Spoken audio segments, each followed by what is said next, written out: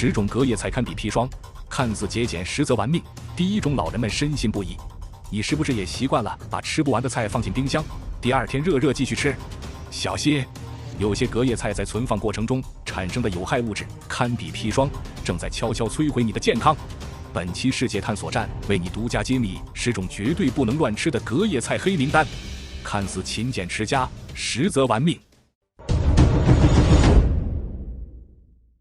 第10名，银耳和木耳。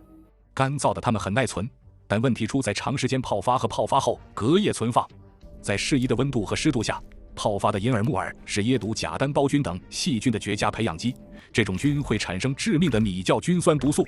米酵菌酸耐高温，普通烹饪无法破坏，中毒后死亡率极高。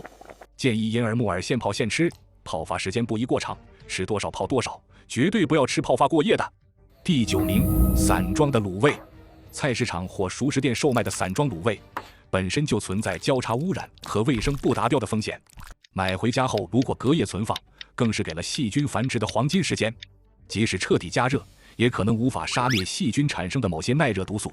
如果要吃卤味，尽量选择正规厂家真空包装的产品，吃不完的也要密封冷藏，并在第2天彻底加热后食用。第8名，海鲜。鱼、虾、蟹、贝类富含优质蛋白，但也极易腐败。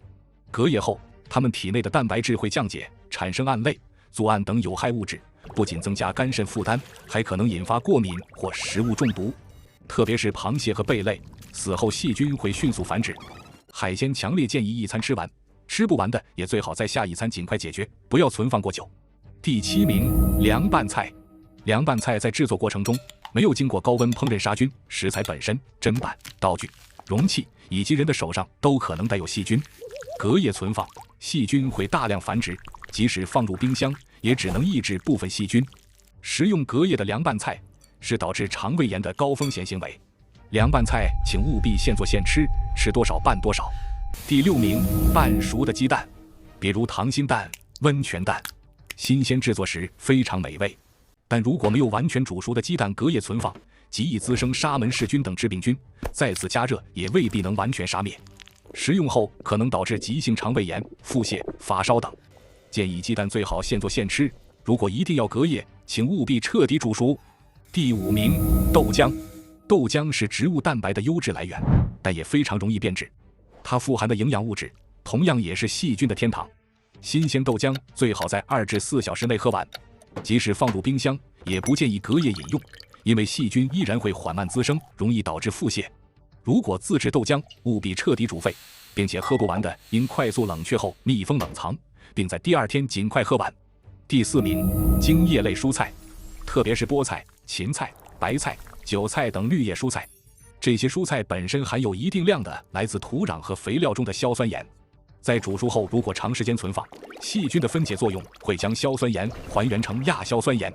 亚硝酸盐本身就有一定毒性，更可怕的是它进入人体后可能转化为强致癌物亚硝胺。虽然偶尔吃一次隔夜绿叶菜的亚硝酸盐含量不至于立刻中毒，但长期如此会增加患癌风险。绿叶蔬菜最好现炒现吃，尽量不要隔夜。第3名，汤。汤羹营养丰富，是细菌的乐园。